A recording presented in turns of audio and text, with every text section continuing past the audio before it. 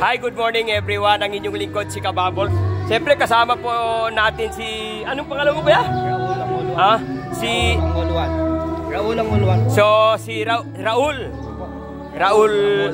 Languluan po. So, Anguluan. So, siya po ang ating Philippine team ng ating triathlon, no? Para triathlon. So, mga Kababols, humingi po tayo ng message.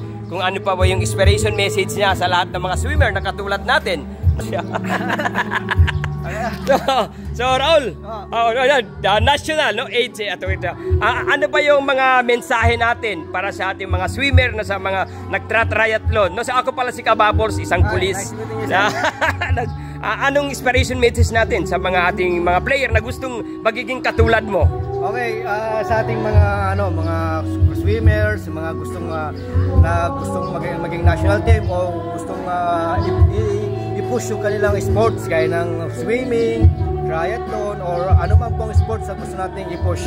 Kung kami po mga PWD, may mga kapansanan, kaya po namin. Ano excuse nyo para hindi nyo kayang gawin yung ginagawa namin?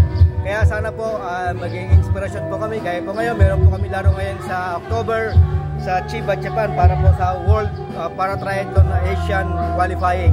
So sana po ay maging inspiration po yung aking mga sinabi sa inyo. Tuloy lang, focus lang sa training, walang susuko. Kung kami mga walang may kapansanan, kaya namin. Kayo pa kaya? So yun, no, tingnan nyo mga Kababols, hindi po hadlang ang magiging kapansanan ka. Kung gusto mo pong ipagtuloy ang ating Philippine team, so nandito lang po ang inyong mga Kababols. So ito po ang inspiration natin lahat. So mag-aim muna tayo dyan.